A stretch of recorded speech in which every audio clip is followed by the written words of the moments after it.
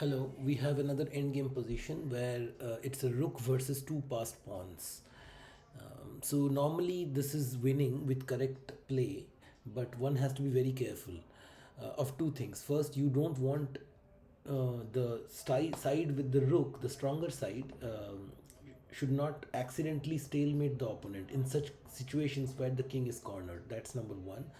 And when you have two connected passers, then sometimes it becomes very dangerous when both these pawns reach the seventh rank, the second rank or the seventh rank.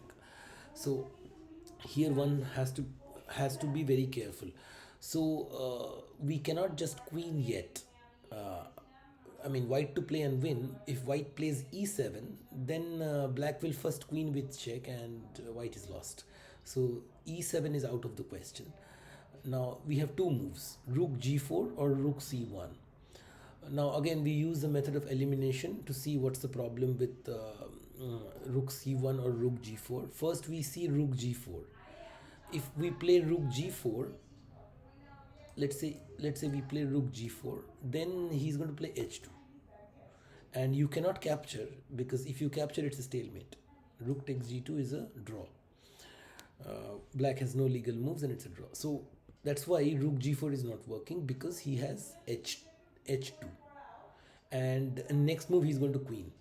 So after rook g4 h2, you can't play e7 because this is queening, and if you queen, this is queening and black is winning. So that's why rook g4 is not working. Now what happens after rook c1? Rook c1, the same idea does not hold, because black cannot queen this, because if he queens, then rook takes g1 comes with check and there is no stalemate, because king h2. So rook c1, let's say he tries the same trick. So now he can go here and I'll simply go back, and he will go back and I will not do anything. I'll just come here, and then he will try the same stalemate trick. Now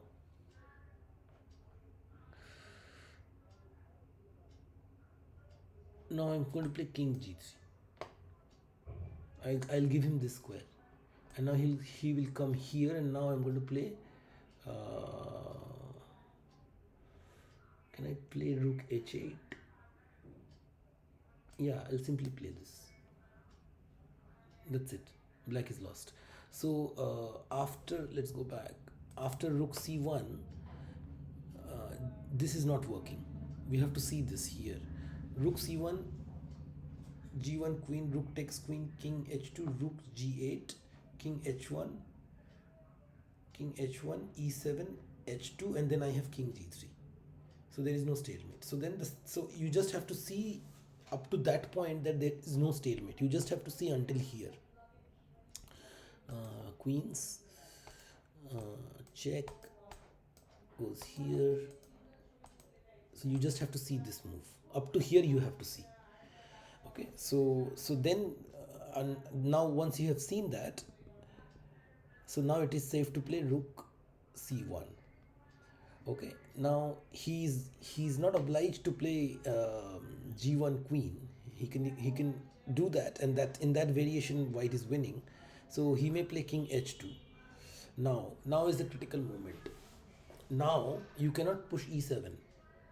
You cannot push e7 because he's going to queen with check, and you cannot take this queen because of the same stalemate trick, right? So you have to be careful. So here you cannot push e7. So the right move is king e2. Looks insane. Why are you giving up your rook? But that's the only move that wins. This is the only move that wins, because this prevents any stalemate tricks, right? And we have to allow him to queen. We cannot stop both the queen and the stalemate idea. We cannot stop both of that at the same time, because as long as this king is here, there is always that stalemate possibility. So we have to give him that scope to queen, but we also have to look out for a checkmate. So in this position, when he plays king h2, king e2, queens, rook takes, king takes, e7, h2, queens, h1 queen. So so what happens is king e2, and then I can't okay, fine. Now g1, if he queens, then I'm going to play rook takes g1, king takes g1, e7, h7, e8, and h1 queen. So this is the position. Now this is actually winning for white. You have to know this. This is winning. Only when you know this, that this position is winning, can you play this rook c1 and king h2 and king e2. If you don't know that this position is winning, if you don't know how to convert this position, then you will never play king e2 and you will not win. So you have to know that this is a winning position for white. We'll come to that. So only when you know that this position is winning will you have the courage to play king e2, which is the only winning move in this position, right? If you don't know that thing, then you will not play that. So we'll come to that. So king e2. Now he doesn't have to play g1 queen. He can play king g3. That is also another option we have to consider. In that case, we will push. He cannot push yet because I'll take with the rook. Then he'll play h2. Then I'm going to queen. Then he can either queen this or this. Let's see the g1 line first. So if he queens this, then I have queen g6. Okay, and now king f4, and now his king is in a mating net. Rook c4, and then whatever, queen e5, and then rook e4, and this is winning. It doesn't matter if black has a queen or whatever it is. Black king will not survive. King d5, let's say, then queen e6 and king c5, rook c4. King, only move is king b5 and queen c6, king a5, and this is checkmate. Okay, so right, so king g3, this, so if he queens this, then we are winning with queen g6. What if he queens this? What happens here? Then we have queen e3, because we cannot give, if we give queen g6 check, then what happens is, then also it's fine, king h2, then I have queen h5 and king g3, and then I have rook c3. Okay, right, so now king f4, and then the same thing continues, rook c4 and king g3, and rook g4 is game over. Right, so king g3 is not working. Okay, so after rook c1, king h2, king e2, king g3 does not work, because I will allow him a queen, I will queen, and then with my queen and rook I will mate. So king g3 is not working. So what we have to see is after rook c1, this is not working, so king h2, e7 is king e2, king e2, g1 queen, rook takes, king takes, e7, h2, e8 queen, and yes, that's our main line. So let's go to the main line. Rook c1, king h2, king e2, queens, takes, queen, and now he will queen out as well. So now how does white convert this position? This position is winning because the white king is very close. Okay, and we have to force a zugzwang situation. We have to force a zugzwang situation in such a way that this queen has to leave the h1 square, and then we were going to checkmate him. So we'll start with queen e3. We bring the queen as close as possible, and then king h2, and then we play queen f4.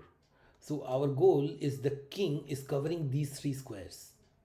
The king is covering these three squares, and the queen will go from this side. The queen will cover the other squares. The king may want to escape to. Correct? So king h2, queen f4. So the queen wants to go there. You can also play queen e5. It doesn't make any difference. If king g2, then queen g4. So the king is covering these squares. The queen is covering these two squares. Okay, and king h2. So this is the position that we want to get. This is, and then we are going to force the zugzwang with king f2.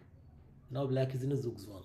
Doesn't matter what black plays. There are two mate threats: queen h4 mate, queen g2 mate, and he can't move his king. He cannot give a check. He can only move his queen. Doesn't matter where he moves his queen. He can move wherever, and I'm going to just give mate.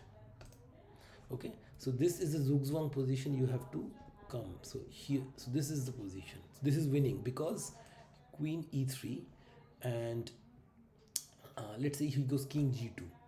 Instead of king h2, he goes king g2. Then we go queen e4. Let's say king h2. We go queen h4, king g2, queen g4, king h2, and then king f2. Okay, so there is, his king has no moves, and this is the zugzwang position we create. So let's go back. Yeah, this is the position. So if he goes king g2, our technique, sorry, queen e3 check. If he goes king g2, we go queen e4. Let's say he goes king g3. Then, oh, then we take the queen. So king g3 is not possible. So king h2. Then we come to queen h4. Let's say king g1. Then this is mate. So that is not possible. King g1 is not possible. He'll come here. Then we play queen g4. Then we force the king, and now we play king f2. Now that's a zugzwang. Okay, he will move his king, and I will deliver mate on h4. And there is no queen f1. He wants to play queen f1 to block the check, but that's not there. Right, and in this position, after queen e3, if he plays king h2, then what do? We play queen e5. Or queen f4 is fine. Queen f4. Let's say he wants to run away. King h3. Then we play queen h6. We don't allow him to run because we now force king g2 because the queen is hanging. So king g2 and then queen g5. King h3. We just slowly come closer. King g2, queen g4. This, and now we don't give a check. We just create the zugzwang with king f2. So you have to know that this position is winning for white too. With white to move, this position is winning. As long as he has queen e3 check. Okay, once you know this, then it becomes very easy to solve this. Rook c1. So let's think it in our head without making the move. Rook g4 is losing. e7 is losing to g3. So I have only one option, rook c1. Okay, rook c1. So after rook c1, check. If he plays king h2, then I will play king e2. That's the critical move. King e2, I will let him queen. I'll give up my rook. So king e2, queens, takes. The king is on g1. My king is on e2. Takes. Takes e7, h2, e8 queen, and h1 queen.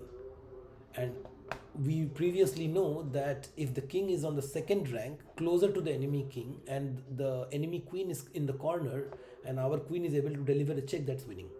We know that. We have to know that. That's simply required. If you don't know this, then here you are not going to play king e2. You're going to play some other move, and you will not win. So let's say after king h2, let's say you play e7, then you are not winning. This is a draw, right? So the critical move here is king e2, not e7. King e2 takes.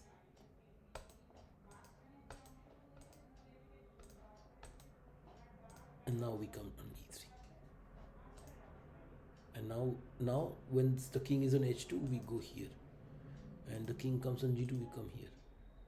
Okay, and what happens if, okay, the only move is this, and then we don't give a check, we just create a zugzwang. Now queen d5 and queen h4 is made. Yeah, thank you.